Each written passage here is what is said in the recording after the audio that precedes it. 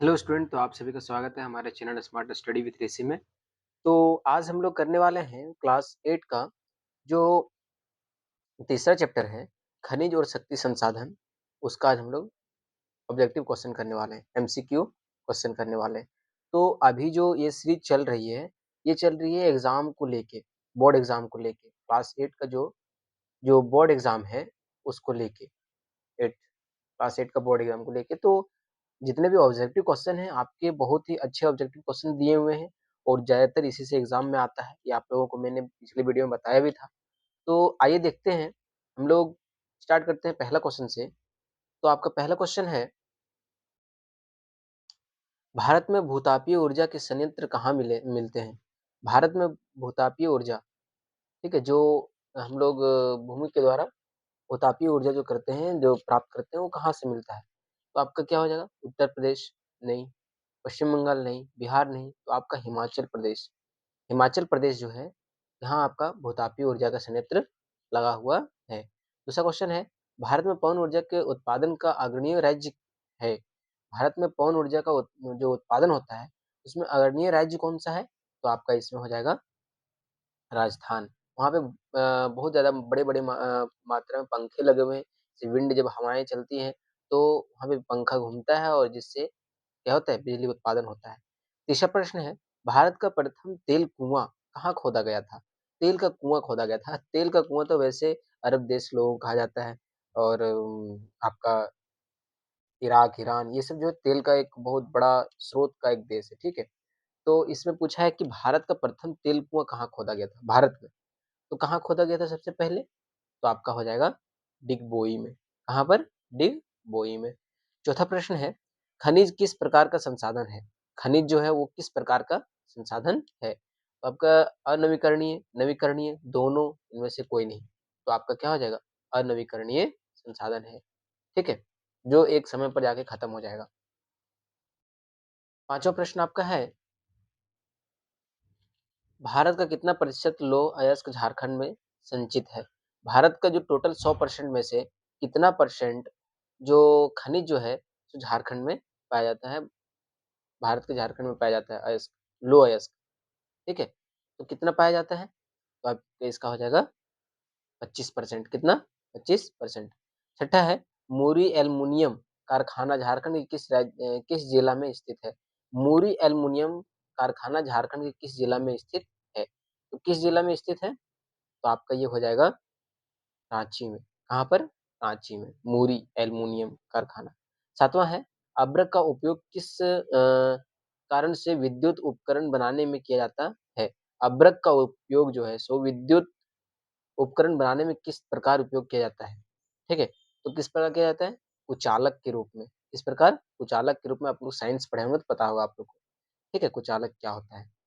Next है, लंबे समय से सामान्य उपयोग में लाए जा रहे ऊर्जा के स्रोत कहलाते हैं। बहुत लंबे समय में सामान्य रूप से एक जैसा जो ऐसे ऊर्जा का उपयोग के स्रोत में लाए जा रहे हैं, कहलाते हैं, क्या कहलाते हैं?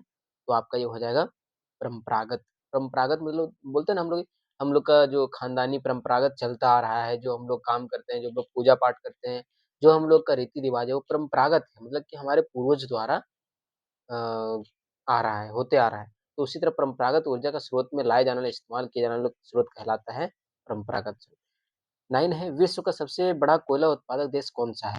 तो विश्व का सबसे बड़ा कोयला उत्पादक अगर देखा जाए, तो आपका हो जाएगा चीन। कौन है? चीन। आपको क्या लगा था? भारत? भारत नहीं है, चीन है। 10वां है, विज्ञान के प्रति समर्पित महाद्वीप किसे कहा जाता है? विज्ञान के प्रति समर्पित महाद्वीप किसे कहा जाता है? तो विज्ञान के प्रति समर्पित उसके द्वारा समर्पित कौन-सा देश आ जाएगा? तो आपका इसका आंसर हो जाएगा अंटार्कटिका। क्या हो जाएगा? अंटार्कटिका। नेक्स्ट प्रश्न चलिए देखते हैं, 11 नंबर। 11 नंबर है, झारखंड में किस जिला में चूना पत्थर का उत्खनन होता है? झारखंड के किस जिला में चूना पत्थर का उत्खनन होता है? किसका? चूना पत्थर का। तो आपका क्या हो जाएगा? पलामू। क्या हो जाएगा? पलामू। 12वां नंबर है, भारत का दूसरा सबसे बड़ा कोयला उत्पादक राज्य कौन-सा है? भारत का दूसरा सबसे बड़ा कोयला उत्पादक, तो आपका क्या हो जाएगा? दूसरा सबसे बड़ा कोयला उत्पादक झारखंड, पहला क्या है? कर्नाटक, तमिलनाडु। नेक्स्ट है 13 नंबर, भारत में पहली बार कोयला उत्खनन कहाँ हुआ था? पहला बार कोयला का खुदाई कहाँ स्टार्ट हुआ था? तो आपका हो जाएगा रानीगंज में, कहाँ पर? रानीगंज में। तो 14 में झरिया कोयला उत्खनन केंद्र किस राज्य में स्थित है? झरिया कोयला उत्खनन केंद्र किस राज्य में स्थित है? तो झरिया कहाँ है? आपको पता ही होगा, अगर झारखंड में आप रहते हैं तो आपका झरिया झारखंड में है। 15 नंबर, भारत का प्रथम परमाणु ऊर्जा केंद्र रिएक्टर कहाँ स्थापित किया गया था? भारत का प्रथम परमाणु ऊर्जा रिएक्टर केंद्र कहाँ स्थापित किया गया था? तो कहाँ था? तारापुर में। कहाँ पर? तारापुर में। 16 नंबर है, निम्नलिखित से अलोह धातु है, लोह और अलोह, अलोह धातु कौन सा है? तो आपका इसमें क्या हो जाएगा? सोना। सोना क्या है? अलोह धातु। 17 नंबर है, झरिया किस खनिज के लिए प्रसिद्ध है? तो झरिया अभी हमने क्या पढ़ा? किसके लिए प्रसिद्ध है? तो आपका कोयला के लिए ज्यादा प्रसिद्ध है। इसके लिए कोयला के लिए, भूल जाते हैं हम लोग तुरंत। 18 नंबर, झारखंड का जादूगोड़ा किस खनिज के लिए प्रसिद्ध है? जादूगोड़ा किस खनिज के लिए प्रसिद्ध है? तो किसके लिए है?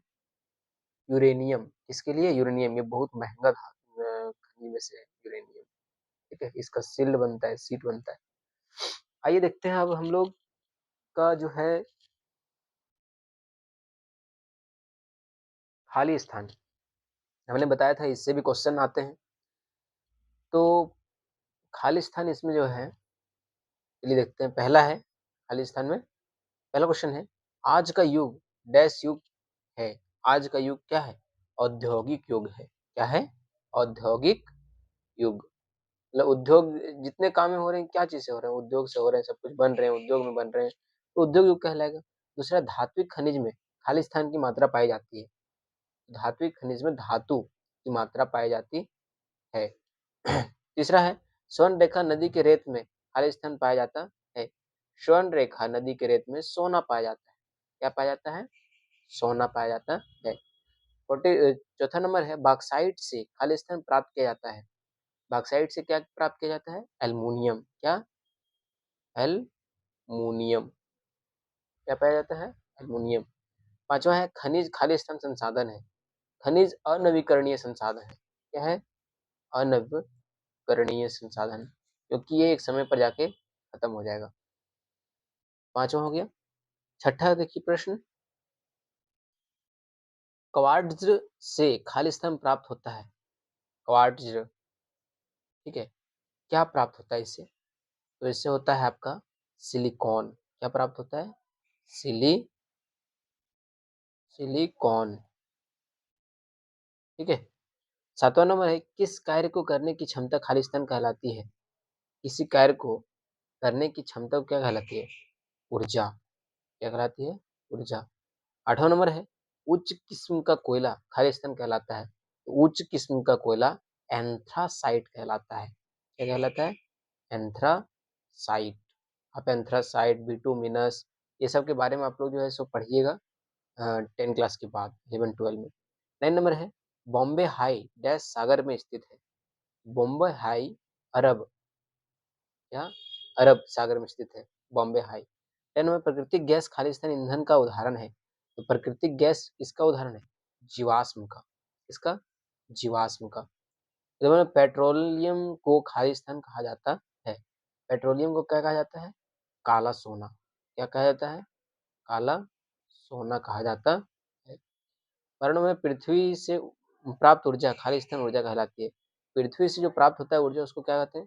भूतापीय ऊर्जा। अभी हमने पहला क्वेश्चन में बताया था, भूतापीय जो भूमि से मिलता है, तो भूतापीय तापीय ऊर्जा। 13 नंबर है, सऊदी अरब डैश खाली स्थान का मुख्य उत्पादक देश है। तो सऊदी अरब किसके लिए सबसे बड़ा देश है? तो आपको मैंने बताया तेल, तो उसमें पेट्रोलियम के लिए, तेल का ही जो होता है सो उसी का उत्पादन होता है, तो उसी से पेट्रोलियम निकाला जाता है। 14 नंबर, प्राकृतिक गैस खाली स्थान रहित होती है। तो प्राकृतिक गैस जो है सो कलिख कलिख रहित होती है। 15 में पवन ऊर्जा के उत्पादन में भारत का विश्व में खाली स्थान है। पवन ऊर्जा उत्पादन करने में भारत चौथा स्थान पर है। इसमें है चौथा स्थान पर। 16 नंबर है तांबा डैश खनिज है। तांबा कैसा खनिज है? तो तांबा धात्विक खनिज है। क्या है? धात्विक खनिज। ठीक है। 17 नंबर है कोयला खालिस्तान ईंधन का उदाहरण है। तो कोयला जीवाश्म ईंधन का उदाहरण है। जीवाश्म ईंधन का उदाहरण है। 18 नंबर है आपका ज्वारीय ऊर्जा खालिस्तान ऊर्जा का स्रोत है। तो ज्वारीय ऊर्जा गैर परंपरागत क्या है? गैर परंपरागत